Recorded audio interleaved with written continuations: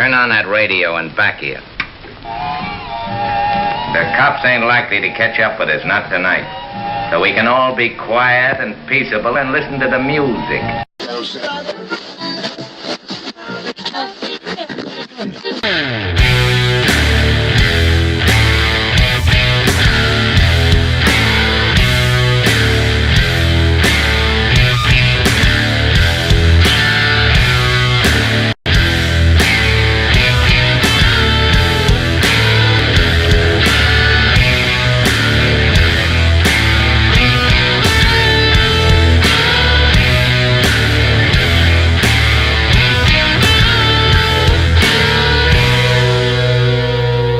This episode of Auto Dealer Live is brought to you by TrueCar.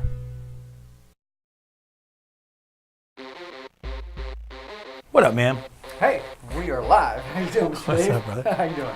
I'm good. Good, yeah. And welcome to the audience, Auto Dealer Live. Auto Dealer Live audience, the best audience in the entire world. You guys are amazing. And what's up, Lou? What's up, guys? How's everybody doing? Oh man, we're doing excellent and wonderful, and good job, man. With everything is as usual. Thank you. You wondering what's going on? I'm not. You getting compliments? You wondering what's going on? I'm a little like, I'm waiting for the backhanded, coming back, the besmirchment. Hey, so what a great show, Dave. Episode 301. Episode 301. It's hard to believe, but it was great. A great celebration last week for 300. And now we move on. We start a new era. You know what I'm thinking right episodes. now? What's that? That you and I both put pieces of candy in our mouth right before we Yes, had we the did. show. And if you're wondering why we sound a little different, it's because I'm trying to talk without spitting this candy out. Right. You know what I'm saying? It's good candy, though. It is, coffee little candy. coffee candy. Mm-hmm. So, It's so worth yeah. it. It's worth it. It's worth spitting it out. Absolutely, absolutely. We contemplated with episode 301 because, episode 300 was, really, man, it's hard to top that.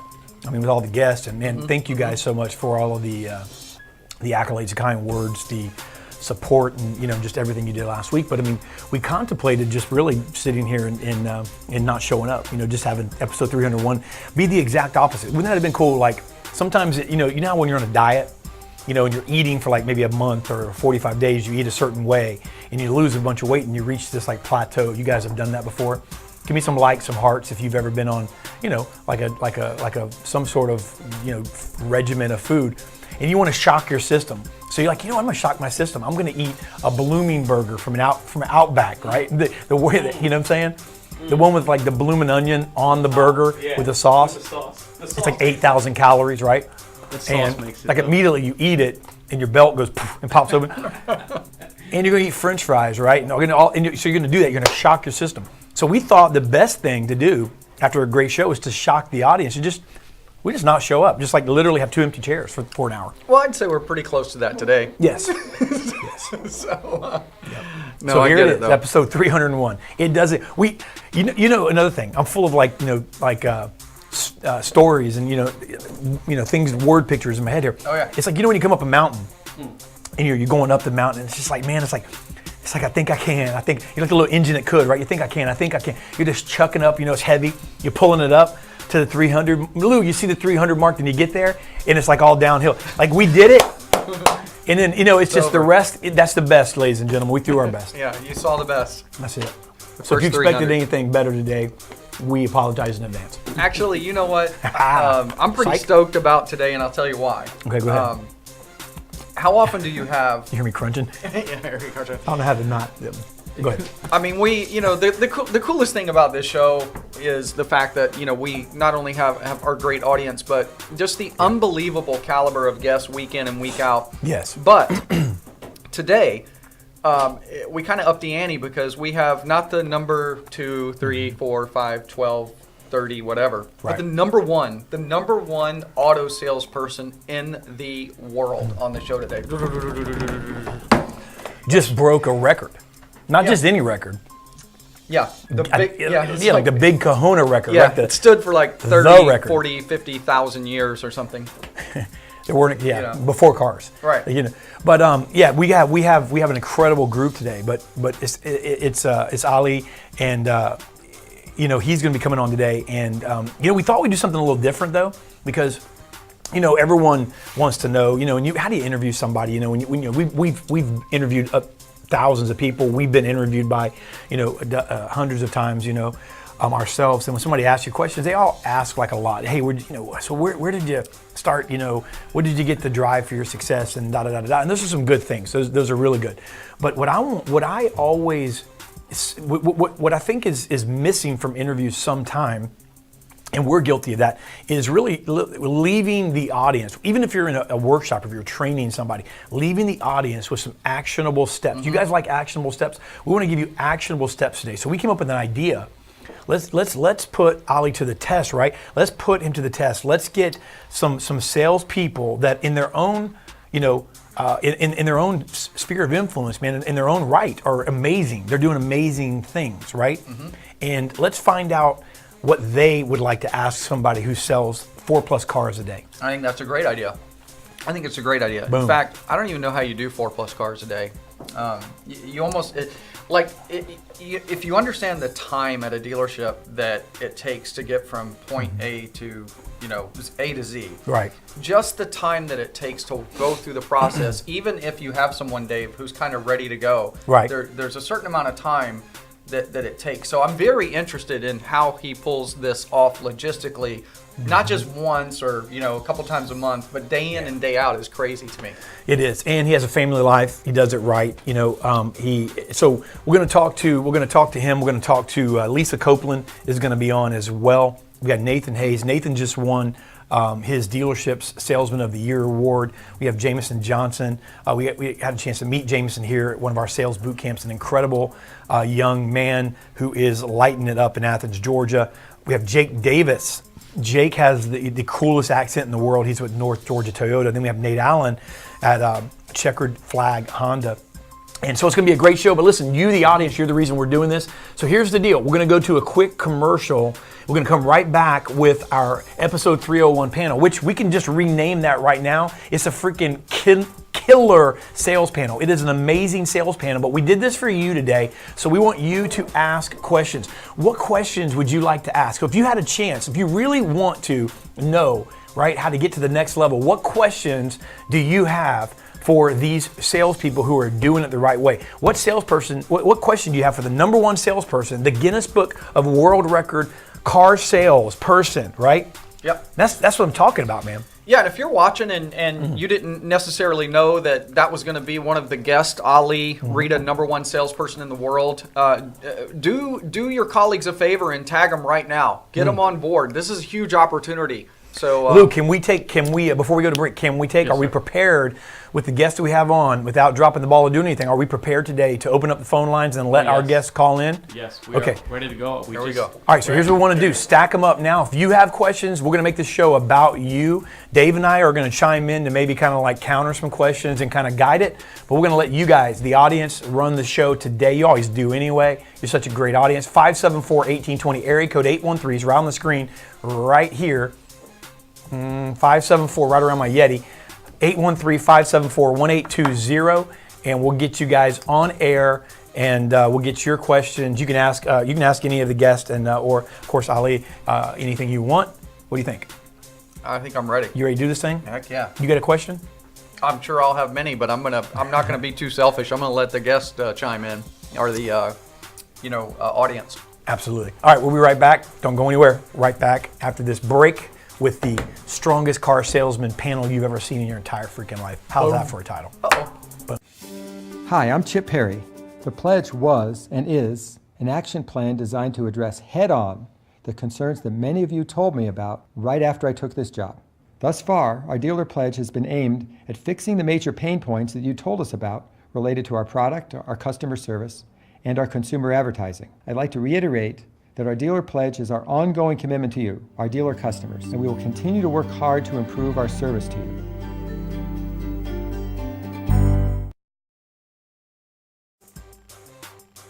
All right, we're back. Let's jump right in and introducing our panel. We have the number one car salesperson in the world.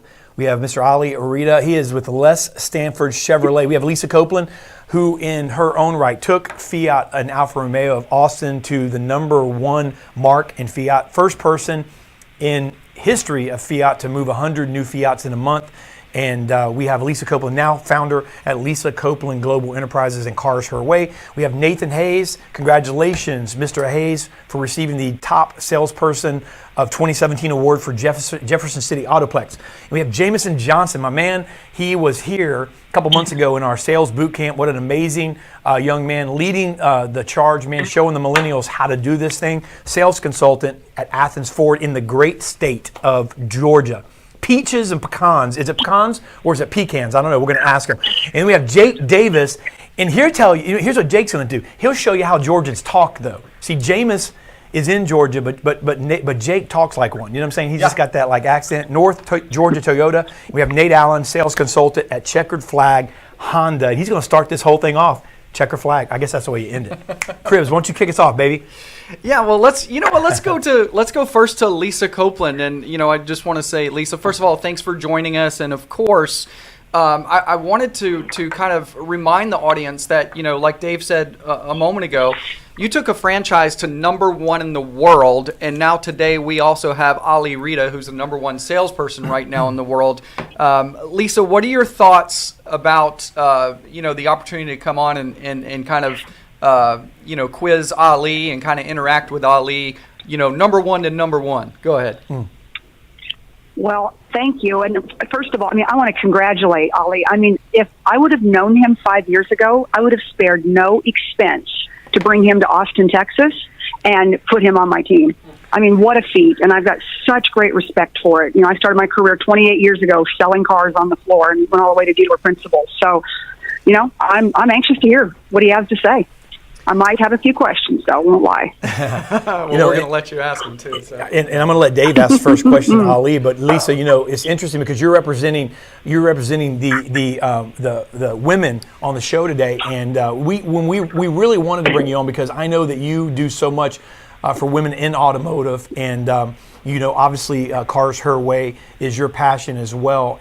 But I wanted you to come in because I know that you ask the tough questions that women in automotive and men in automotive want to know as well. So I'm excited to hear you not only chime in, but also kind of help us set the directive a little bit as well. So we're excited about that. And Ali, thank you for joining us and the rest of our guests as well. Cribs, why don't you take it away, man? Absolutely. I'm going to go to Ali. And Ali, first of all, let me just say this. What an honor, and appreciate you not only coming on the show to share today, but just kudos to you once again. But, it's funny, on the way to the show today, I was driving along and I was thinking about Ali's accomplishment and how many cars, and I was breaking it down like per day.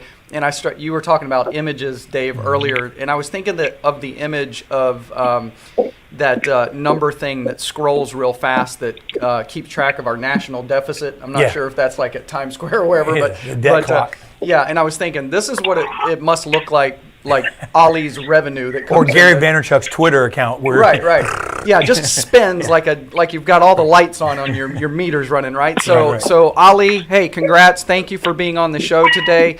And the first question I have for you, which I think probably it just was a natural question I think a lot of people will have, is just logistically, how are you pulling off the type of numbers that you're doing? Do you have assistants that are helping you out? What does it look like? Yeah, hey everyone. Well, first, it's a pleasure being on here, man. I thank you guys so much for giving me this opportunity to share my story, and then hopefully, help some people out there and understand the process and how things work. And it's pretty cool, man. Cool stuff. So I appreciate being on here, and congrats to all the other guys on here, man. That's I'm looking forward to learning, and I might have some questions for Lisa and some of the other guys as well. It's pretty cool stuff going on. So hats off to you guys. That's good, man. Yeah. Well, thank you as well. And it's something, Ali, I can tell right off the bat talking to you. I sent something out on, I think it was Twitter. I'm trying to find it because I don't want to jack it up. I wasn't planning on reading it, but something this morning just about teachability that was kind of on my mind a little bit. And just hearing your first answer and the way that you answered that and what you said and how you just pretty much, I may learn something, and I just appreciate it. That's the reason right there, ladies and gentlemen, for this man's success. I guarantee it, and that's the reason for anybody who's truly successful. That's the reason for their success. But what's really cool about that too, Ali, is that because you're teachable and because you're constantly learning and you've quote never arrived and you're humble, then I think you can also be a mentor. That's really the DNA and the requirement for being a mentor, because anyone who doesn't have that humility, they're not interested in being a mentor. And so let me ask you this. I mean, I have a question, I guess, strategically. I mean, when you know, I know Crib said, how do you do it? You know, do you have help? And but how do you go when you're making obviously plenty of money? This is a question I ask all successful salespeople that I interview. You're making good money. You're selling 50 cars a month. You know, you're making, you know, you're in the upper echelon. You're making good money for car salesmen. What motivates you to go to 60? What motivates you to go to 70? Why do you keep? What gets you going and keeps you going to sustain the growth that you've done? Have you thought about that? Yeah. I mean, it's not money driven by any means. At some point, you just want to keep helping people. You want more, but not for the money. And it's kind of hard to explain that to people, because a lot of people say, "Well, how much money are you making, or what's going on with the money?" You know, I kind of learned early on that this business, volume equals money, and that's how the corporations look at it. That's how the dealerships look at it. So that's how we should look at it. And it's not just volume. Of course, it's the quality of volume that you're getting. And you know, the way I'm able to get to these numbers is everything that I'm doing is relationship based. So when a salesperson looks at it and says, "Well, it takes me 2 or 4 hours to have a delivery," and he's breaking his day down in hours and breaking them down one customer at a time, you got to remember, I'm dealing with multiple customers at one time. So there might be 4 or 5 there at the same time, and each one of them I have a relationship with. So I don't have a lot of the obstacles that people are getting. I don't have obstacles of trade. I don't have obstacles of them trusting me or liking me. They already know me. They already know who I am. It's an easier sale when I'm dealing with them that way. And a lot of the decisions that are being made in my office between me and my client, we're doing it together. So I might make 70, 80, 90% of the decisions. You know, I'm just going over it with them to make sure they're fine with it. So that speeds up the process. So a lot of the questions I've been getting is, how do you have enough time? Well, normal people are measuring their time in hours, their day in hours. So they're saying you got 9 hours, you got 12 hours, whatever the day is. I measure my day in minutes. So it's a little bit different when you do it that way, because now I can block 10 minutes or 15 minutes at a time, and I'm getting a lot more done that way. Lisa, that makes a lot of sense. And Lisa, Cribs, I want to ask Lisa about something that Ali, by your answer, got me thinking. And Lisa, as a former principal, you know, an owner, if you think about it, you know, I was talking to somebody, or had some sort of I can't remember what it was, a Facebook Live in the last month, where maybe it was a sales training, and somebody on there, and you may be listening, and I'm not besmirching your comment, but your comment I read. I didn't respond, but I read the comment, and it said, you know, well, none of that matters unless you have leads coming in anyway. And that was the response from a salesperson, Lisa, based on something. It was right. And I got that comment, and I hear that a lot in the auto business. But really, Ali can't do. This is what I hear, Lisa. So, and I don't know if you heard it or not as an owner. What he can't do what he does unless he effectively he's not worried about leads. He's worried about his customers, and So I think that follow up and that database is gold to him. I mean, and did you think about that in his answer, Lisa, about the massive, you know, to be able to sustain that type of traffic coming in? And I just in my mind's eye, I saw him sitting, Johnny over here and Susie over here and Frank over here, and he had them all in there. You know, everyone was, you know, he knew where everyone was, but that's his customers, right? And what did you think of when you heard that answer, Lisa? Well, I've got a couple things. Number one, I've spoken to Ali for the first time today. I immediately liked him because he was humble, right? He's not the average person who sells. I mean, obviously no one's ever done it, but so he's humble and he's kind. And I think that he has got to do an amazing job month in and month out to be able to sustain, because you don't get to 100 cars a month by yourself without an incredible referral base, without an incredible group of customers, past customers that root for you all the time. And like I said, I just met Ali today, and I'm already rooting for him. I'm like, oh my God, anything I can do in that market to help him keep that number. And so I can only imagine that is what sustains his success.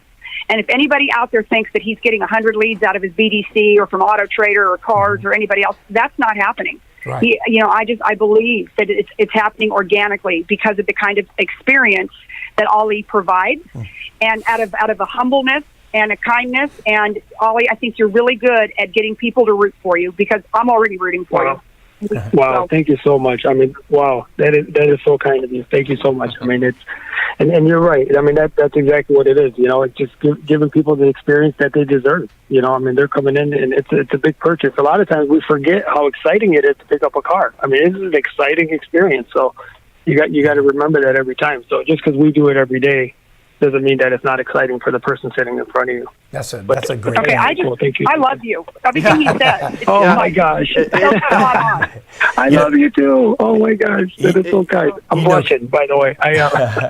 You know, Cribbs, it's amazing because what I heard him say, and for salespeople that are listening in general, that's sales in general. You have to be that way. Yeah. It's funny. When I heard Ali talk as obviously a successful salesperson that has his own business, but every salesperson needs to think that way. You've heard me tell our guys here, and you've told them, hey, listen, you do this every day, but you have to understand that your customer that you're presenting this to doesn't. Right. And what he just said is go back to your first love, man. Go back to listen, that customer loves that car, right?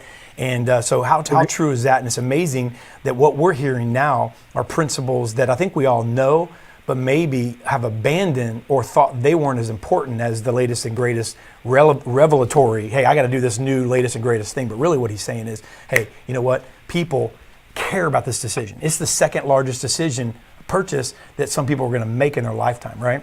Absolutely. I mean, it's so, like, I'm in agreement with Lisa too. It's like so refreshing to hear that, it's like now I'm rooting for him. I hadn't spoken to Ali before the show myself. Yeah. Oh my gosh. And sorry, Ali, but I might drive wherever he lives and buy my next car. Awesome. Oh my gosh. But awesome. It's funny because we haven't even talked about any particular like sales technique per se, Dave. But I think everyone's learning lessons already. It's incredible. So let's go to Nathan Hayes. Nathan, you have an opportunity here. He got top salesperson this year, 2017. Oh, yeah. Hey, congratulations, Nathan, by the way, for top salesperson 2017. Guys. Appreciate it. Absolutely. And go ahead. Let's hear your comments. And if you have a question for Ali, go ahead.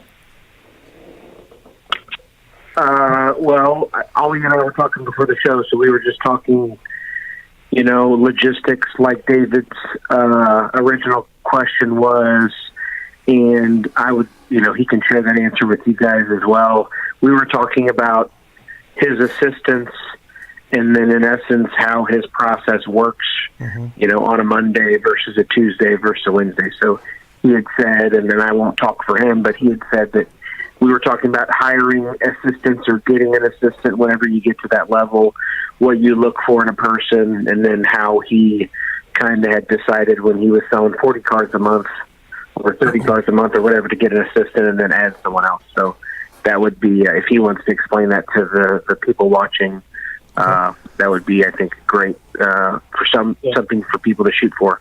Okay, so Ali, we'll let you explain that because I'm sure a lot of people watching and listening are wondering about that. So let's just assume that there are people listening that are willing to pay the price to first of all sacrifice, get to the level that next level that and possibly the level where you are, and they get to that place. Then how do you find good help? What's the first step? How do you know you need help? At what place do you get? Do you start to find yourself maybe overwhelmed or dropping the ball? Then all of a sudden you have to get help. Where does that really first come into play? Where did that first come into play for you? Yeah, sure. Hey, Nathan, thanks, Nathan. And congrats on your success this year too. But many more great years to come, I'm sure. And the assistant part of it, I think I was right around 40, and I might have waited a little too late, maybe 50 actually. And I might have waited a little too late. It started to become a little overwhelming with the phone calls. And I felt if I couldn't get back to a customer in a timely manner, then I needed help, and I needed somebody at least initially. And it always starts out initially to do one thing. And I initially hired somebody to just answer my phones because I didn't want people waiting a day or a day and a half before I got back to them, because they don't realize how busy you are. They're one person, so they're thinking about themselves. They're thinking, well, why is he not calling me back? Nobody's going to say, oh, he has 100 people, he can't call me back today, I'll wait.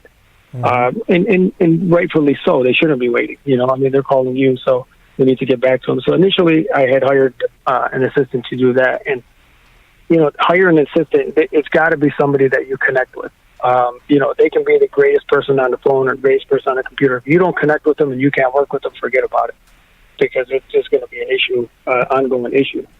So, the girl that I have now, I absolutely love her. She is outstanding. I need her, and I let her know that every day. And she does a wonderful job, and she's good with my clients. My clients love her. So that's the type of person you want. Everything else you can kind of teach.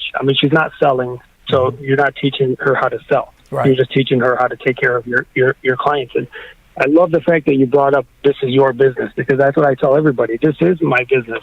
Although I'm working inside of the dealership gives me all the tools that I need. They give me the desk, the computer, everything that I need to be successful. The rest is up to me to run my little area. That's my business that people are coming into. So very important for people to understand that mindset. And she had taken me to the next level. Just by answering the phones and getting back to people and setting up appointments and whatever she had to do, kind of freed me up to do what I do best, and that just kind of helping people out. So it's very important to get that person. That's amazing, and I want to come back to that. Just one quick follow-up question on that. The answer would obviously have to be yes, but do you share your goals? In other words, this person, they're not selling, but they are joining a vision, so to speak. And so is this person? Is it important to find someone who's hungry and who can become passionate about a vision? Because let's just say, like, I'm a business owner, and I also am big and believe, in vision and sharing and casting vision, and right. People get excited about the vision of the company, which is, she works for your vision. So do you share that with her, and do you say, hey, listen, this is really where we want to go, and does she get excited about that and really celebrate those milestones with you? Is that something that takes place as well? Absolutely. Oh yeah, absolutely. You have to include them with everything. Anything that you're including, any milestone that you hit, you gotta let them know that it's a we thing. We did it. It's not just me, because without her, then I may not have got there. Okay. So yeah, absolutely, man. I make sure she understands that. She knows our goal. She shares the same beliefs and same customer service beliefs. And on the other side of it too, financially, I think that they need to be paid portion of a commission portion, not just hourly. Even if you look at them as clerical, they do need to be paid based on performance. So that's another motivating part of it. So the way I do it is it's a little of both, and that kind of helps them understand. The more sales you get, the better everybody is. Absolutely. Yeah. Cribbs, I know you want to go to somebody else, but you know what I hear? You know what I hear on this though? And Lisa, this is if every owner, just think about this for a second. If every owner treated their dealership like Ali treats his business inside of the dealership, think about the number of cars they'd sell. Because the deal is this: I was thinking about going to ask him about commission, but she's not a salesperson, by label, like he is, or like you would hire on the floor, but she is. And the thing is that how invaluable is somebody who can put together the right pieces and do it right and faster than as fast as you need it, as quick as you need it, the way you would want to do it, with the love that you put into it. And so to me, that it makes or break a sale, and it can make or break your growth. But man, if dealerships, Lisa, would treat their stores like that, imagine how many more vehicles they would sell. It's unbelievable. And just the fact that Ali's got that pride of ownership. He's got more pride in what he does and his clientele and the ownership of that store than many, to your point, David, many car dealers that we've seen around the country. And, and that's, I think, what's missing. And the other thing I hear in Ali's voice, that he has a true passion and he's got the curiosity of a child. And see, that's what makes the greatest salespeople in the world. He never, from what he's talking about, he never forgets he never forgets why he comes to work every day, and that's to delight his customers. And he has not lost the passion behind selling a car. Yeah. And when he said that, it was like, so many salespeople have become so transactional that it's a job, and we're here and we're getting paid. And what I hear from Ali is, he's doing 100 retail units a month, and he hasn't lost that passion. I mean, there's salespeople listening to this show right now that don't sell 100 cars in a year. And so I would say that the first thing my recommendation would be is to get that passion and to truly do what you love or love what you do, or get out of the car business. That's good. Because selling cars isn't for everybody. That's good. Thank you. Just my 2 cents, boys. No, that's good. That's more like a dime or 15 cents, but that's good. Right. That's awesome. That's awesome. So let's go over to Rising Star, Jamison Johnson. Jamison, you were such a pleasure when you were here at our location at our boot camp. But talk about maybe some things you've heard already. Maybe there's something you want to ask Ali, or something that you have on your mind today. Yeah, thank you guys again for having me. Always good to be on the show. I've had the chance to chit-chat a little bit with Ali. Obviously it's very amazing on the level that he's producing right now, day in and day out. It's definitely good to hear, as well, I guess, some of the process, behind it, of being able to have somebody that helps you with the phone calls. That's definitely probably the most overwhelming thing, for us being in sales here. Like he said, being an outsider, you call, if I miss your call, it's definitely not that we're ignoring you, but just tied up with other stuff or other guests here in the showroom. But overall, I'm happy to be here on the show. We've got an awesome panel today. Definitely, I'm not producing on the level yet as Mr. Ali, but that's okay, because we're definitely doing the same thing. We both enjoy what we do, on a daily basis, and serving people. So can I ask you a question, James? Can I ask you a question, man? Because you're crushing it, and as a leading millennial in this industry, I think 2018 is going to be a breakout. I know it's going to be a breakout year for you. And if you're as you're going into this year, closing out this year, going into 2018, I'm not a big believer in resolutions, because I think that if we wait till then, we're thinking about them now, wait till then we're not really serious about it. So starting today, but you're beginning to think about, dream about your 2018. This is your vision. You want to work on a specific area. How do you feel? What do you feel that Jamison Johnson's biggest area of growth is going to be in 2018? Like, what is if you could carve out a mission where really you're focusing to try to get that next level, what is that? Do you have an answer? Or is that something that you've thought about?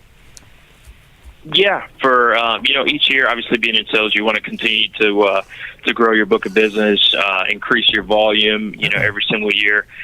One thing that, since I've been here at my store, my kind of goals have switched to where I appreciate more quality versus quantity. Anybody can sell their vehicles. There's car dealerships all over the country here, but I shoot for having a good experience, getting the excellent surveys back, getting the repeat and referral business.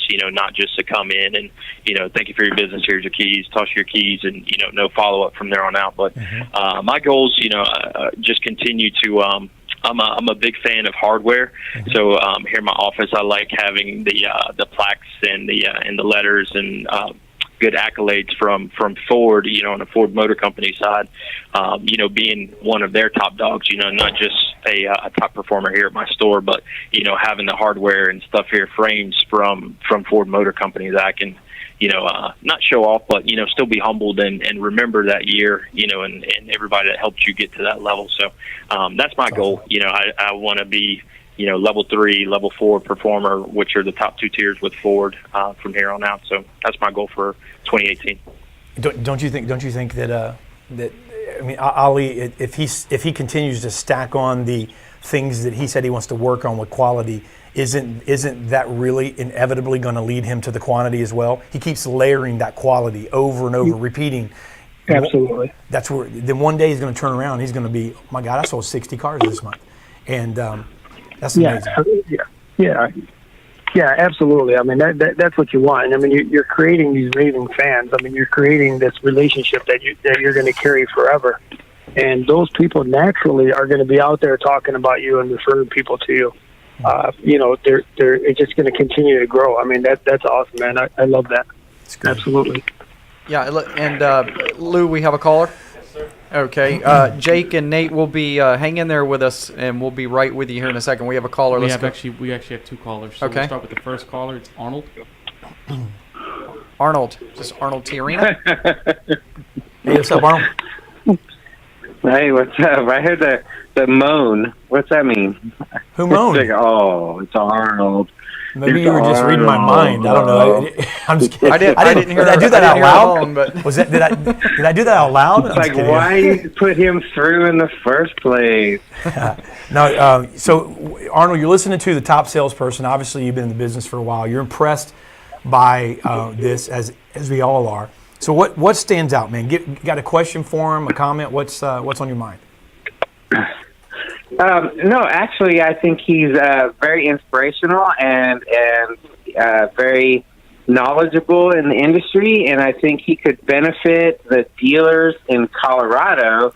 And I would like to invite him to be a keynote speaker at the Innovative Dealer Summit, which is arguably the biggest auto dealer association event in the country. Wow. Well, as his agent, I'm going to have to say that No, I'm just kidding. No, hey, well, I promise you, Ali, we did not know that Arnold was going to do that. Not that that's a bad thing, but we you know. But, No, that's okay. I'm so humbled by that. You know, these last couple of days, man, I've been so inspired by people being inspired by just the outreach of people and the love and support that I've gotten over the last couple of days. I don't even think I know what this really means. I'm just continually doing what I'm doing, and I think it's a lot bigger than I really thought it was going to be. And the amount of love and support that I've received is just so humbling and just overwhelming. Oh man! And I'm a horrible speaker, by the way. So, well, Arnold, simply sharing how you did it, and giving dealers tips and advice on how I don't necessarily expect that any dealer is going to be able to replicate what you've done. Sure. But any little nugget of knowledge that you can provide to dealers who can then pass them along or integrate them into their company culture or training. All right, we can't sign the Yeah, Arnold. We can't sign the deal right now, Listen, Arnold. You're gonna have to reach out to him. You got to be a better salesperson than that, man. But you're gonna have to do it off the show. So, but we appreciate you calling in. Lisa's my manager. Lisa's my manager, by the way. Right. Lisa, you can help with here. Man, Lisa's everywhere. Lisa has spoken. Lisa's everywhere. So you can talk to her. All right. And Yes, I have. maybe David will start liking Colorado dealers again one of these days. Yes. She is much better at this than I am. So Lisa, take it away. Thank Well, you, Arnold. I'm just going to be your agent, Ollie, and it's a good thing I'm still that's part of her. perfect. Like I said, I would spare no expense. You're gonna have a contract, $12. one way or the other, Ali. You're gonna have a contract on this show today with something. Right. Somebody's gonna get you. Yeah. All right. Thank you, Arnold, for calling in. That's great. All right. If I could say something before we bring the other caller on, thanks, just real Arnold. quick about Ali. Ali said he didn't know what was going on, and you could sense again the humility there. He's a leader. Ali, you're a leader, and that's what it is. And one of my favorite quotes: "A leader without a follower is just taking a walk." And if you look around and you see somebody following you, then you're a leader. And people are following you, and so that's and you're genuine, and so that's relatable, brother. So great job there. We have another caller. We have to get to Jake Davis and Nate Alleman. They're patiently waiting, but do we have another caller, Luke? Yes, sir. We have a caller named Josh from a Hyundai store. Okay, so we have Josh from a Hyundai store. Josh, what Hyundai store are you with? We are with Hyundai of Jeff City. Jeff City. So I didn't know. So Jeff City, where's that located? Right in the middle of Missouri. Missouri. All right, man. So thank you for calling in, my friend. What do you do there? I am the business manager here. Okay. All right. So you're the business manager, and you're not calling to try to get Ali in some sort of contract, right? You do have a question? I'm just kidding. I'm kidding. No. I actually wanted to holler out to Nathan Hayes. All right. Kind of holler at him and see how what he'd recommend for people to do he's really involved in the community and everything. Okay. And just kind of his recommendations on people to be able to stay involved with the community and maintain that next level of sales professionalism. All right, perfect. With Nathan? Nathan, did you hear that question? So if you'll stay tuned. Can you guys hear me? Yes, okay, we can hear Nathan, you. go ahead. Hello? Go ahead, Nathan. Yes. Yeah. So that's one of the stores that I work at. Oh, And okay. I did not know they were calling in today. So Well, you can thanks for the question, Josh. You could slide him some money later on and tell him thank you for making. But hey, Well, it's my day off, so I'm not there. So they're holding down the fort. I think it's really important to network within your community. Everyone talks about, return of an investment on advertising and billboards and radio and television and social media. And I just feel like if you want to attract big raving fans for your brand and who you are, you're, as Dory Clark, who is the author that I follow, she says your personal brand is what someone says about you when you leave the room. Mm-hmm. I think it's important to know lots of great people. So, my nickname is the mayor of Carville. Everyone tells me I need to run for mayor in our hometown. I would say most people know who I am or know of me. When you say that, I'm thinking of the Grinch. I'm thinking of the Grinch, like Mayor of Whoville. When you say Mayor of Carville, don't you? Right? When you say, no, you don't think of that? Just me? He can be the Grinch sometimes. It's Christmas, man. Yeah, I am. So it's important, just because someone sees your name on a Facebook ad, or just because someone sees your name on a billboard, or hears, hey, you should buy a car from this guy, doesn't necessarily mean they're going to come and ask for you. And I think that's important too, like Ali has been, and we've talked about, that's important about being humble, just so people, when they actually get a chance to meet you, everyone, will buy cars from someone eventually, or everyone is a buyer, but you need to physically meet that person. That's why, when I got into the car business 7 years ago, 5 years ago, I stumbled upon Nate DeAllen, who's on the show today. 4 years ago, I stumbled upon Jameson on YouTube and Facebook.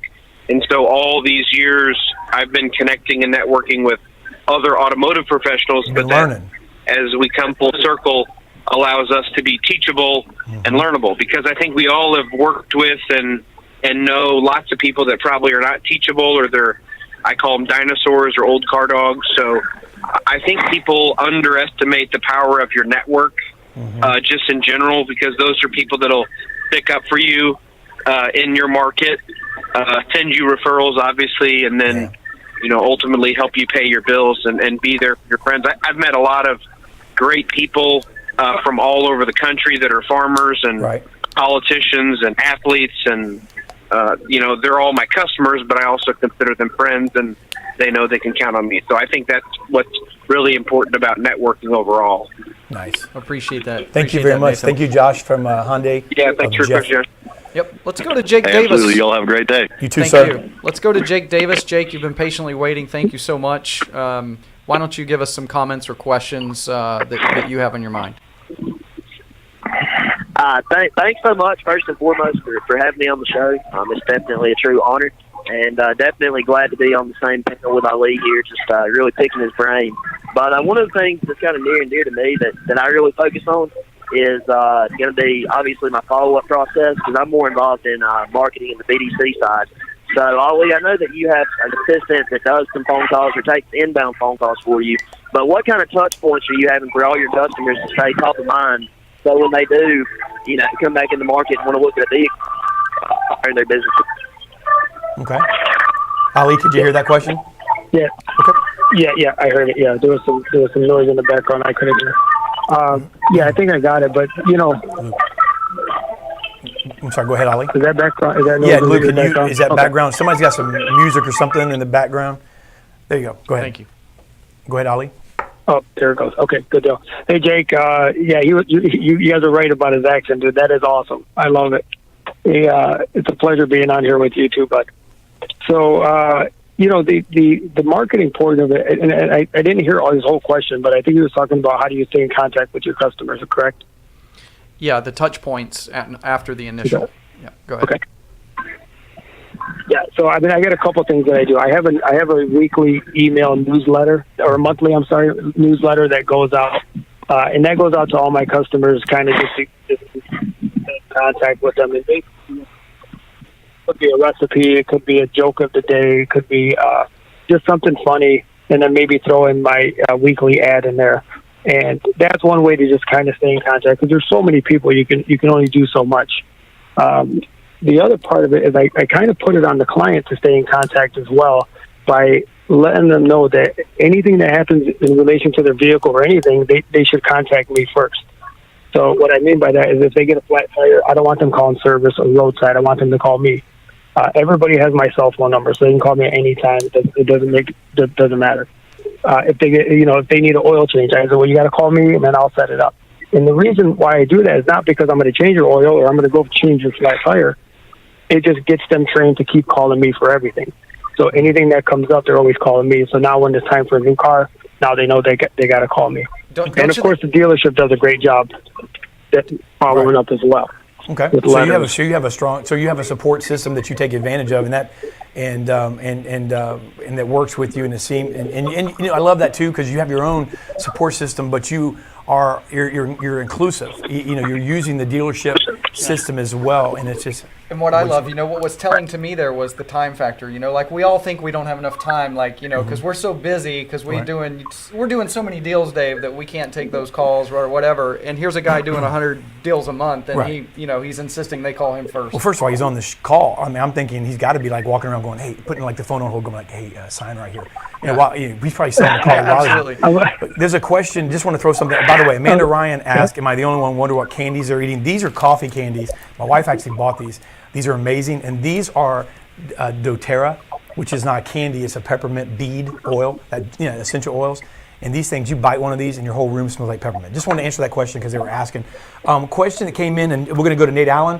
But one question really quick that came in that's been here for a while as well. Matt Carver, he's with Capital Ford. I know Matt from Facebook, but he said he found out he averages 34 cars a month. He said, when did the dealer or GM start letting you, and I'm assuming he knows this, when did the dealer or GM start letting you spin your own paper and desk your own deals and have your own team, and how did you go about selling that to your boss? That's a great question. I knew that was going to come up. Yeah, do you have an answer for any of those, Ollie? Yeah. Good question. I started that out from the beginning that I wanted to desk my own deals, and the dealership that I'm at now, I've been there for 7 years, and the dealership I was at prior to that, I was at for 10 years, and the only reason I left there is it was a wind down dealer that GM had closed. So when that dealership closed, I kind of set it up from the beginning to say, hey, this is kind of how I do my business, and I explained it to them in detail and explained to them that this is going to translate into more sales. And I'm building this relationship with this customer, so I got to be able to say that, hey, I can make a decision on this or make a decision on what's going on.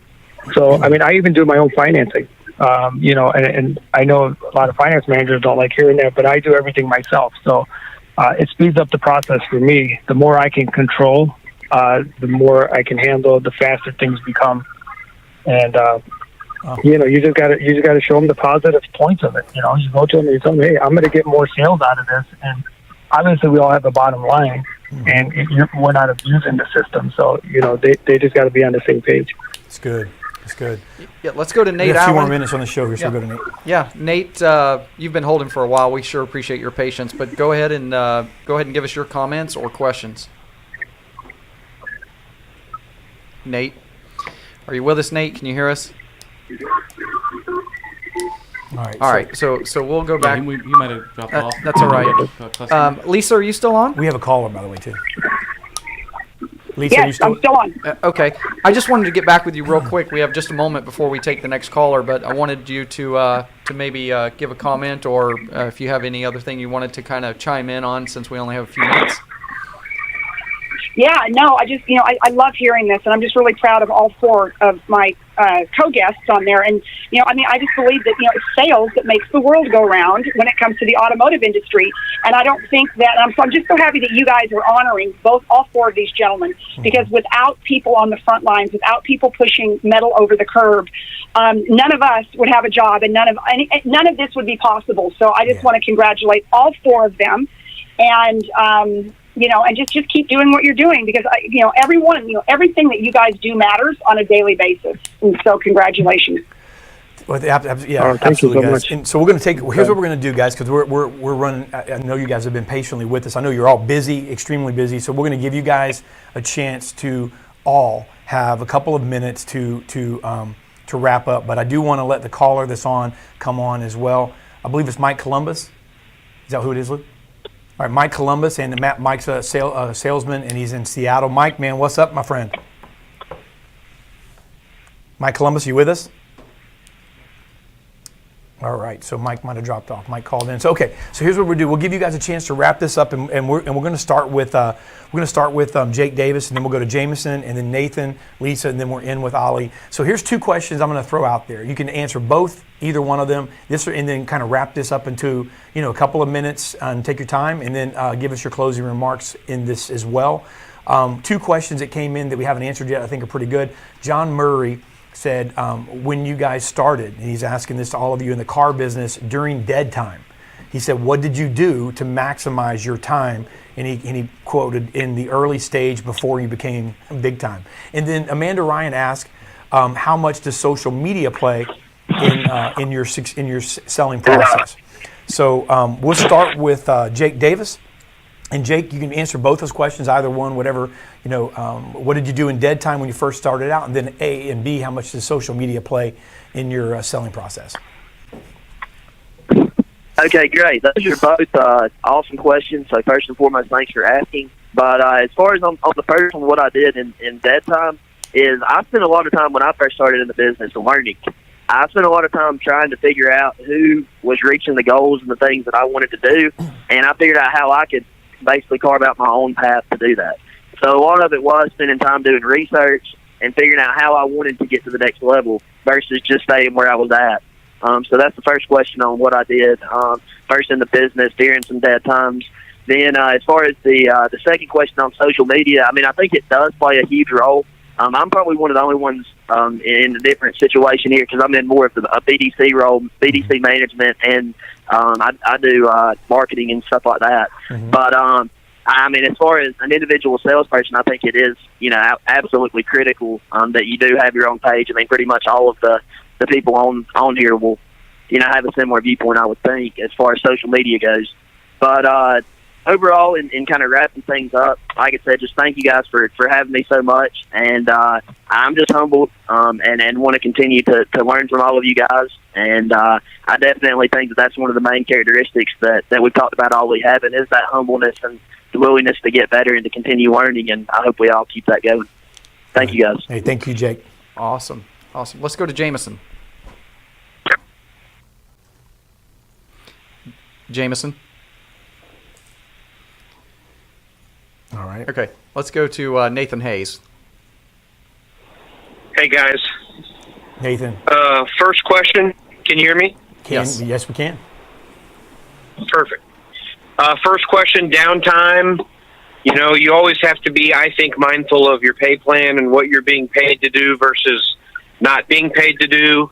So during downtime, when I was new, the first thing I did is I knew I wasn't going to be able to sell that many cars that quickly being new to the business. So I focused on obviously getting certified and learning about all the models and my competitors.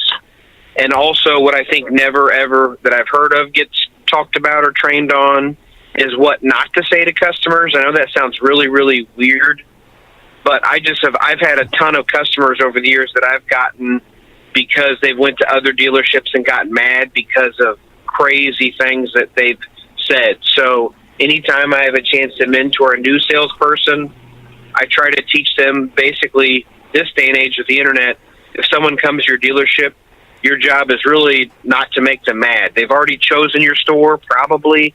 Maybe they've chosen you as a salesperson, or maybe you just greeted them on the lot, or you're the reason that they're there. Mm-hmm. But I know at that point it's game time, and my job is to treat those people like royalty, make a friend. Guys I work with, we always say, make a friend, sell a car.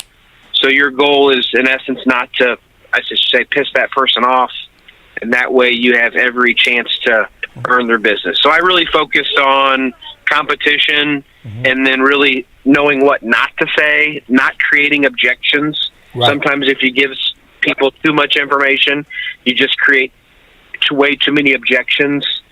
And like on TOs and stuff, where I would listen to other people TO, and I just hear people just like I'm doing, talk, and you really don't give the customer a chance to object or, clear their objection and then close them. And I'm not some crazy closer, hardcore pressure guy. It's just one of those things where if you treat customers right and you listen to them and you don't say anything boneheaded, you have a pretty good chance this day and age to sell that person a car. Okay. The second thing, that's a given. Social media, it helps. I saw a post that got bumped from, I think, Subi or someone this morning or yesterday about how social media, a lot of times when you're in the limelight, is about your customers, not yourself. And so it's one of those things where you shouldn't focus on talking about yourself all the time. And that's a big thing for me, is I congratulate all my customers if they want to be congratulated. Because, as we said earlier, Ali said, buying a car is a big deal. A lot of people have a bad experience, and you want to make sure that they know you're appreciative of their business, of their time, of their money, etc. And that's why I think follow-up's important, and you should always thank your customers. That's why I use social media to thank people. Okay. And so thank you guys for having me on the show today. I appreciate the repeat opportunity, and I appreciate the panel. No, man. And Merry Christmas. Merry Christmas, Nate. Thank you, and congratulations. And Jameson is back, and we're going to get Jameson, then we'll go to Lisa and Ali. Jameson, I don't know if you heard the questions or not, but the two questions were, when you started out, what did you do with your dead time, your downtime, before you began to really make it? What was the focus there? And then B question was, what role does social media play in your success? When I first started, during downtime, it was, walked a lot, and that's probably one of the biggest things that people miss out on is walking the lot, seeing what inventory you have, fresh trades, staying on top of that, because a lot of times, you may have someone come in that's looking for a particular vehicle, and if you are just going by what you can see visually from the, front of the store or from your office view, then you may be missing out on what's there. So that's one thing, that I did, is always doing a lot walk, seeing what's available inventory, staying up to speed there. And then the second question there, social media. Obviously, I'm friends with a few people here on the live feed. You probably see, what I do now. It's a combination of, congratulations posts to all of my customers that have purchased a vehicle from us here at the store.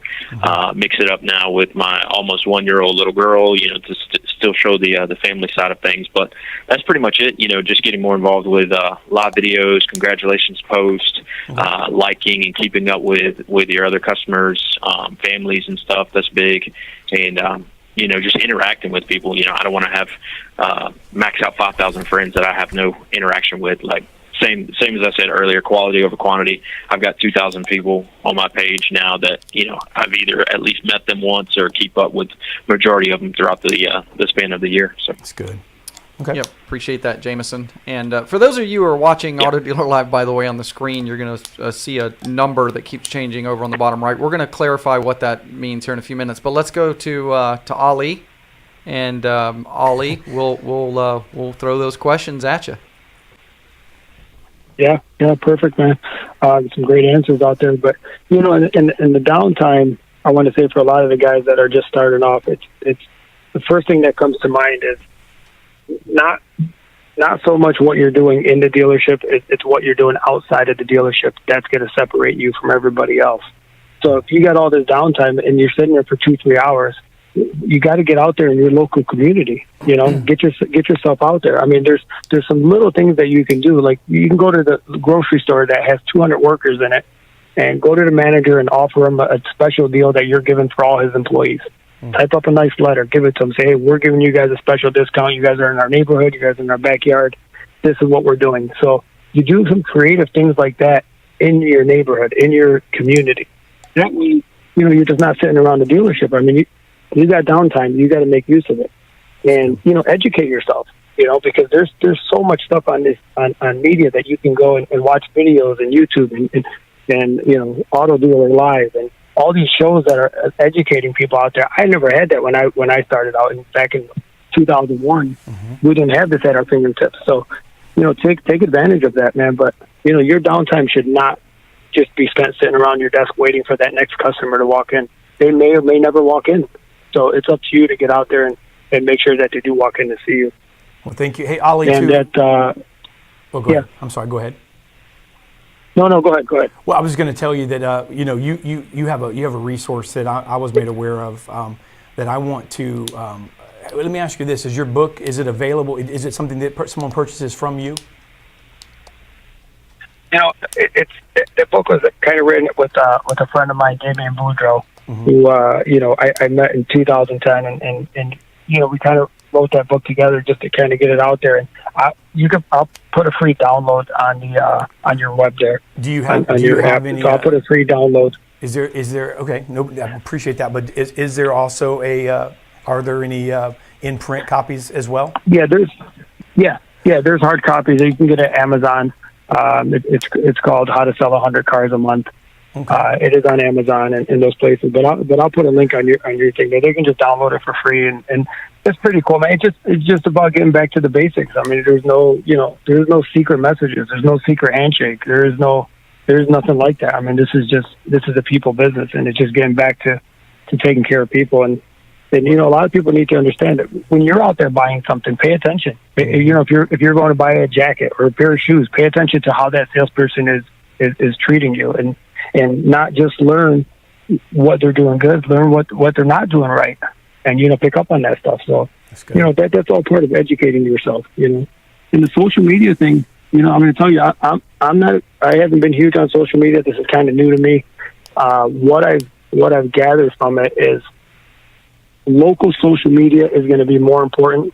And I don't know if there is such a thing as two different things, but social media could mean that I have a guy, like you're saying right now in Seattle, that knows who I am, but how is that benefiting me here? Mm-hmm. Other than I'm learning from that person, but how is that benefiting me translating into sales? Mm-hmm. So local media is something that I would target, just getting people in your neighborhood, getting them familiar with you, and posting. I look at a lot of these things, and I can't believe some of the stuff people post on there.